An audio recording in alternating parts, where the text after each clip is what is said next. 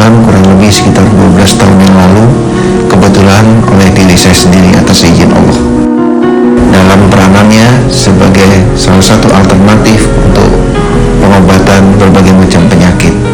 Inti daripada kekuatan terapi kolbu semuanya berawal dari kekuatan basmalah atau kekuatan kasih sayang. Alhamdulillah, atas seizin Tuhan, sampai dengan hari ini lebih dari 30.000 pasien yang telah merasakan manfaat daripada teknik pengobatan ini.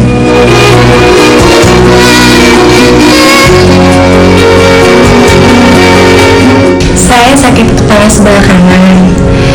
Kalau saya sakit kepala sebelah kanan itu diikuti dengan emosi yang tinggi dan jerawat yang besar-besar. Saya sering minum obat-obatan sakit kepala. Lalu saya datang ke Ustadz Sony, dibawa oleh ibu saya.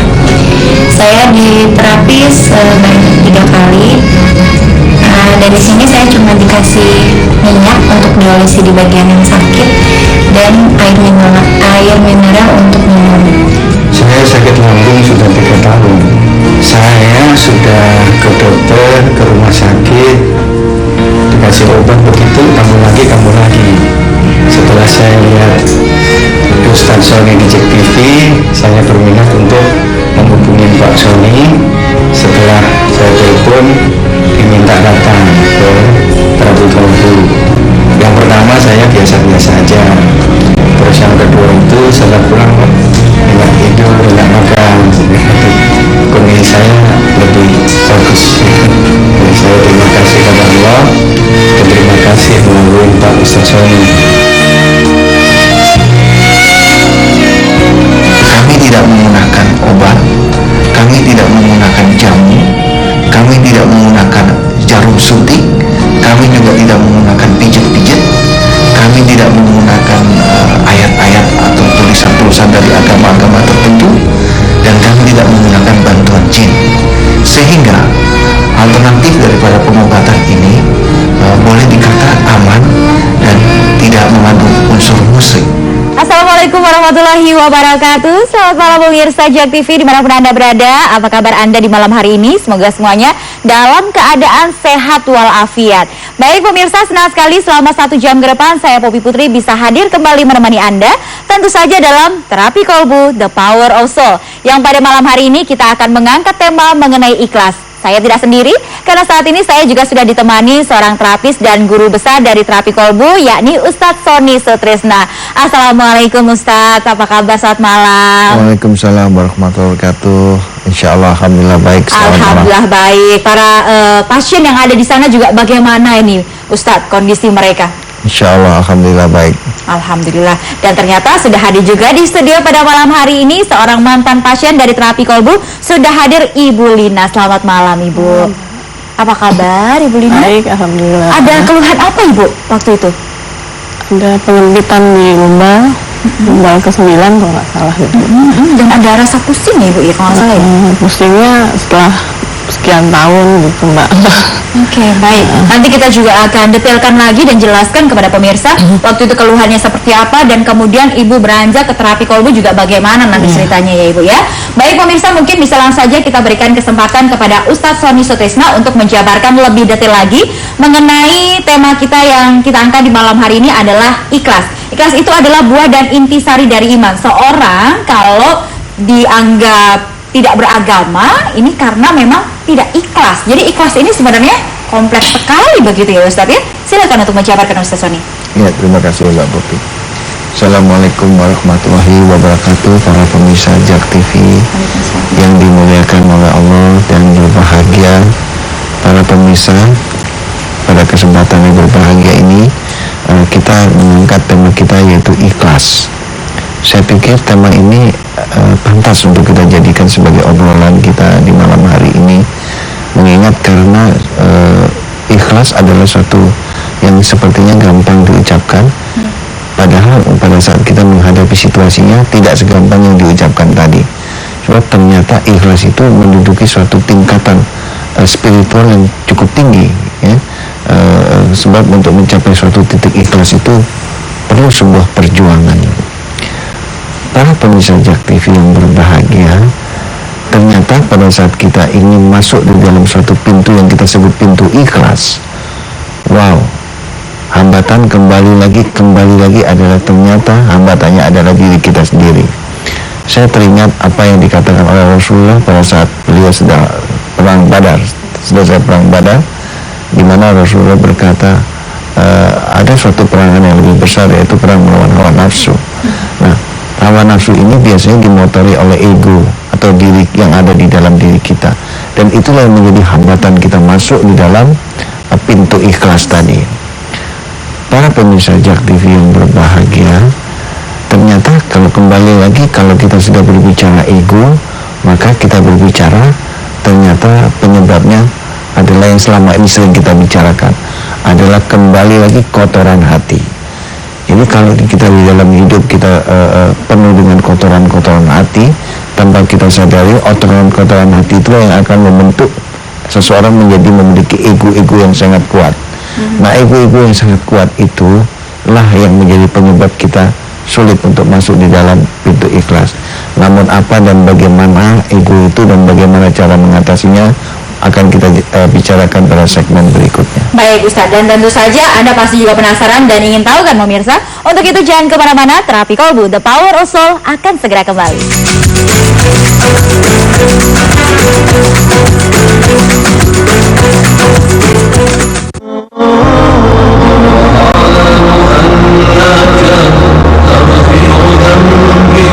Assalamualaikum warahmatullahi wabarakatuh. Para pemirsa televisi yang dimuliakan oleh Allah dan berbahagia, Terapi Kolbu ditemukan kurang lebih sekitar 12 tahun yang lalu, kebetulan oleh diri saya sendiri atas izin Allah. Inti daripada kekuatan Terapi Kolbu semuanya berawal dari kekuatan basmalah atau kekuatan kasih sayang. Pengobatan alternatif Terapi Kolbu ini tidak mengandung risiko, sehingga alternatif daripada pengobatan ini boleh dikatakan aman dan tidak mengandung unsur musik.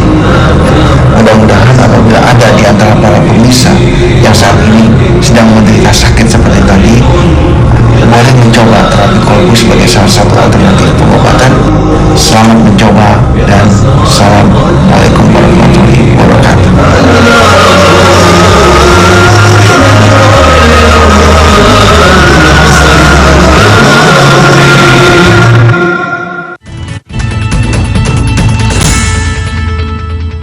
Assalamualaikum warahmatullahi wabarakatuh. Saya Fatul Sembiring, Menteri Komunikasi dan Informatika Republik Indonesia. Saya melihat acara-acara yang ditayangkan oleh Jak TV cukup menarik dan sudah mulai menarik lah atau menggamit ya sebagian pemirsa yang ada di Jakarta Raya dan sekitarnya ini. Jadi bagaimana dunia penyiaran ini bisa untuk meningkatkan ekonomi kita, meningkatkan kreativitas anak bangsa, dan juga bisa berperan di dalam memberikan pencerahan-pencerahan dalam tayangan-tayangan Jak TV di masa yang akan datang. Demikian, Assalamualaikum warahmatullahi wabarakatuh.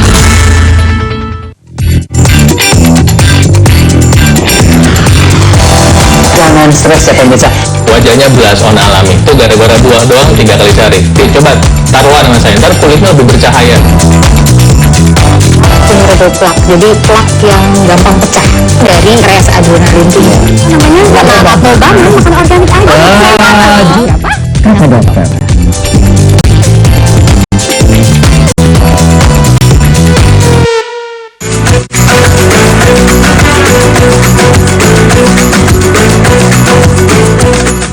Terima kasih pemirsa, masih bersama kami dalam Terapi Kolbu The Power of Soul. Untuk alamat dari Terapi Kolbu beserta juga dengan nomor telepon selengkapnya bisa Anda saksikan yang sudah tertera di layar televisi Anda. Kita lanjutkan kembali mengenai penjelasan dari tema yang kita angkat di malam hari ini adalah ikhlas. Seperti yang sudah Ustadz Sony tadi katakan, ataupun kita juga sering katakan bahwa ikhlas itu gampang sekali ngomongnya begitu ya Ustadz ya. Saya ikhlas, tetapi untuk menjalankannya, untuk mempraktekkan, untuk mengaplikasikan rasanya susah sekali Ustadz. Misalkan kita diberikan sebuah cobaan atau ujian dari Allah Subhanahu wa taala. Kita selalu diberikan pesan atau anjuran dan nasihat dari orang-orang kita untuk ikhlas. Baik, kita ikhlas, tetapi hanya sekedar ucapan Ustadz. tapi tidak dalam hal praktek atau aplikasinya. Sebenarnya ikhlas seperti apa sih yang harus kita miliki, Ustaz? Ya, ini satu pertanyaan yang baik ya Mbak Popi ya. Para pemirsa Jak TV yang berbahagia, memang pada saat kita hidup di alam dunia ini, kita akan menghadapi beraneka macam kejadian yang akan kita temui dalam kehidupan ini, yang itu bisa juga menjadi bagian daripada ketentuan takdir Allah. Makanya kalau kita coba perhatikan, khususnya kita umat Islam, di dalam rukun iman salah satu komponennya adalah beriman kepada takdir baik maupun buruk. Nah, di mana pada saat kita berbicara tentang suatu kejadian menyenangkan atau takdir yang baik, maka gampang bagi kita untuk menyatakan ikhlas. Sebagai contoh, misalkan ada suatu kejadian, wah ini kita mendapatkan untung nih ya, atau wah ini kita mendapatkan rezeki, atau kita mendapatkan suatu kunjungan teman yang menyenangkan, atau kita mau memberikan hadiah kepada orang yang kita sukai ya. Karena dia sepaham sama kita, wah saya ikhlas dah, saya kasih ikhlas dah, karena kita berdua friend kan gitu kalau bahasa gaulnya ya, kita friend dah, udah ikhlas dah. Nah, memang gampang kalau kita memberikan kepada orang yang menurut kita dia menyenangkan bagi kita.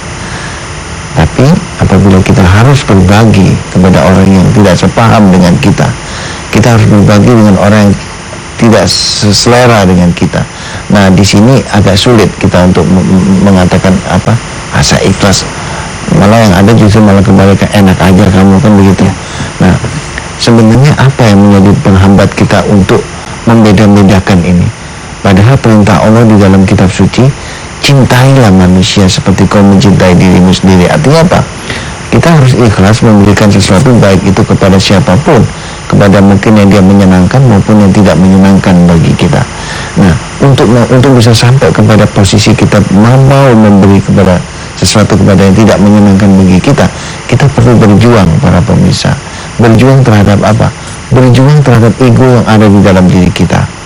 Ego itulah yang mengakibatkan kita sulit untuk nyampe kepada pintu ikhlas. Coba bayangkan bagaimana kita bisa ikhlas memberikan sesuatu kepada seseorang kalau kita dengki sama dia. Bagaimana kita ikhlas mau memberikan zakat sama seseorang kalau kita iri sama dia, kalau kita cemburu sama dia. Nggak akan mungkin. Buru-buru kita ngasih, yang ada malah kita peletotin dia mukanya, kan begitu. Nah, tapi kalau iri, dengki, buruk sangka, sombong mengecil di dalam hati kita, maka yang ada yang keluar adalah cinta kasih. Nah, ini kalau yang keluar adalah cinta kasih, itu memudahkan bagi kita untuk ikhlas menerima seluruh ciptaan Allah. Apapun bentuk dan modelnya, kita ikhlas menerima. Sebab apa? Sebab hati kita sudah bernuansakan basmalah. Tapi kalau hati kita bernuansakan dengki, naudzubillah min dzalik, susah bagi kita untuk mau menerima ciptaan Allah yang beraneka ragam ini. Nah, mudah-mudahan ini bisa jadi bahan renungan dan koreksi kita bersama. Amin. Baik Ustadz, yang pasti kita pun juga harus ikhlas dan ridho dengan berbagai macam takdir yang diberikan kepada kita juga ya Ustadz ya. Baik itu takdir yang menurut kita atau definisi kita baik, ataupun takdir atau diberikan olehnya kepada kita dalam hal yang sedikit kurang, sedikit sakit, atau sedikit buruk begitu ya Ustadz ya. Iya, jadi itu lagi Mbak Popi, perlu juga kita mesti mempersiapkan diri. Ada satu ketentuan takdir yang akan datang dalam hidup kita ini. Dia akan datang cuma satu kali, dan itu pasti akan datang, yaitu takdir kematian. Ya, jangan sampai kita mati dalam kondisi kita tidak ikhlas. Ya. Baik. Nah, ini yang dikatakan oleh Rasul, jangan kamu mati sebelum kamu dalam keadaan Islam. Islam itu artinya berserah diri. Berserah diri itu artinya ikhlas. Jadi jangan kamu mati dalam keadaan kamu tidak dalam keadaan ikhlas. Waduh, itu sakit sekali waktu sakaratul maut, mencabut nyawa itu berasa sakit sekali karena tidak ikhlas. Saya ambil contoh misalkan gini, kalau Mbak Popi sekarang disuntik, kalau kita otot kita tegang, sakit sekali. Benar. Tapi kalau kita lemes, masuknya jarum itu tidak terasa.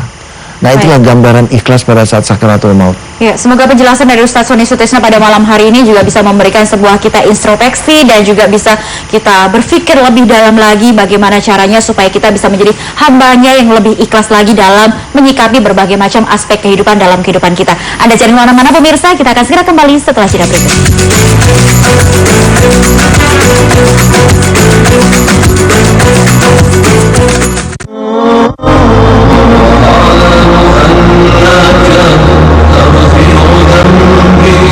Assalamualaikum warahmatullahi wabarakatuh. Para pemirsa televisi yang dimuliakan oleh Allah dan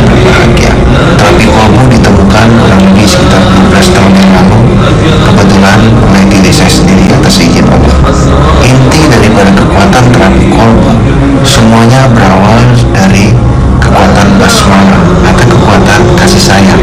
Pengobatan alternatif terapi kolbu ini tidak mengandung risiko, sehingga alternatif daripada pengobatan ini boleh dikata aman dan tidak mengandung unsur musik.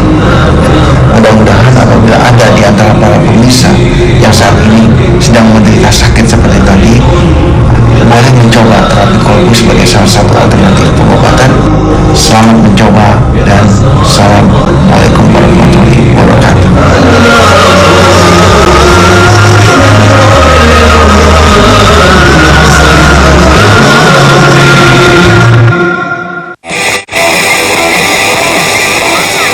Keren dan hebatnya dunia bawabel.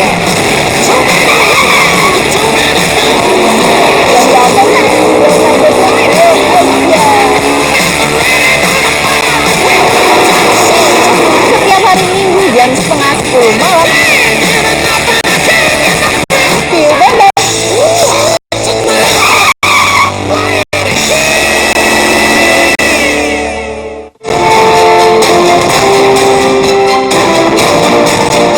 Pemilihan umum Kepala Daerah Provinsi DKI Jakarta akan berlangsung 11 Juli 2012. Sudah di depan mata. Dan kami hadir untuk memberi Anda kesempatan mengawal proses ini sejak awal hingga saat pencoblosan nanti. Karena Anda warga Jakarta yang akan menentukan siapa yang paling layak untuk duduk di kursi DKI 1. Saksikan terus menuju Jakarta 1 bersama saya, Bang Yos. Dan saya Sandrina Malakiano setiap Jumat malam pukul 20 waktu Indonesia Barat. Hanya di JAK TV.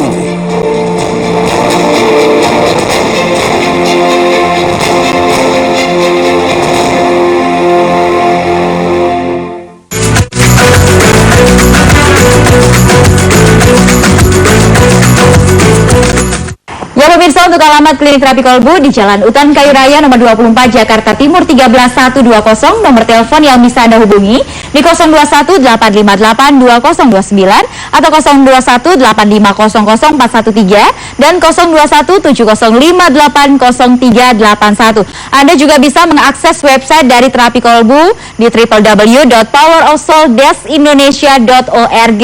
Dan jika Anda ingin memiliki buku-buku yang sudah disusun oleh Ustadz Sony Sutrisna dengan judul Power of Soul dan Solat untuk Memperbesar Priuk Rezeki, bisa Anda dapatkan langsung di klinik terapi kolbu atau di toko buku yang sudah tersebar di seluruh Indonesia. Kita informasikan sekali lagi bahwa metode terapi yang diberikan terapi kolbu kepada para pasiennya sama sekali tidak menggunakan obat, herbal, jamu, pijat-pijat, urut, ataupun menggunakan ayat-ayat tertentu, aman, tanpa efek samping, insya Allah tidak akan mengandung unsur musyrik dan juga unsur magis di sini. Kita langsung tanyakan saja kepada Ibu Lina yang merupakan mantan pasien dari terapi kolbu.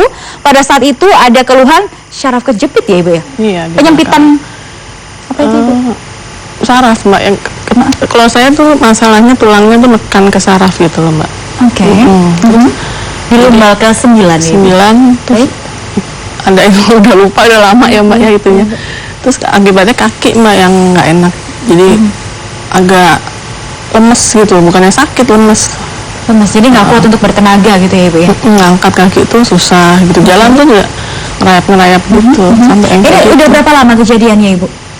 Itu udah tahun 2000 berapa ya, 5 itu waktu itu ya. Dan keluhan seperti ini juga sudah berapa lama Ibu rasakan? Maksudnya? Keluhannya sudah berapa lama Ibu pada saat itu? Waktu itu ya sekitar 3 tahunan lah. Sudah sekitar 3 tahun dengan kondisi seperti itu. Ibu sudah cek ke dokter, sudah cek medis? Di MRI kan itu ketahuannya gitu Mbak. Ada yang kejepit sarafnya gitu. Dan pada saat itu apa penanganan seperti apa yang saya udah ke dokter, ke alternatif, kemana-mana lah saya coba semua. Ya sembuh sedikit-sedikit gitu loh Mbak. Ada yang sembuh sebentar balik lagi. Baik, ini selain efeknya ke kedua kaki ya Ibu ya? Iya, kaki. Rasa lemas, rasa tidak ada powernya untuk bertenaga, untuk berjalan mungkin mohon maaf ada rasa kesulitan atau seperti apa gitu? Jalannya jadi nggak ada keseimbangan gitu loh Mbak. Oh jadi nggak balance ya Bu ya? Kemudian selain dari kaki ada lagi keluhan-keluhan yang dirasakan? Ya mungkin karena kepikiran ke situ jadi cemas ya Mbak, jadi apa ya kayak apa lihat keramaian tuh takut, naik mobil tuh kalau anak saya ngebut gitu apa bawa mobil agak kencang itu teriak-teriak. Sudah ada rasa gelisah yang sampai kayak berkepanjangan. gitu. Jadi kasihan juga yang orang-orang yang deket saya tuh jadi jadi merasa gimana sih mama gitu kan sampai kayak gini gitu. Dia Baik. sampai turun eskalator juga takut tuh sampai kayak gitu tuh. Oke, ada sebuah pikiran atau perasaan takut dan gelisah di kondisi-kondisi tertentu, begitu Ibu. Apakah Ibu harus ditemani oleh orang-orang sekitar atau keluarga, begitu Ibu? Waktu saat itu sih waktu belum bisa masih belum normal gitu ya ditemenin terus, Mbak. Ke kamar mandi pun ditemenin saya. Wow, sampai Sampai pas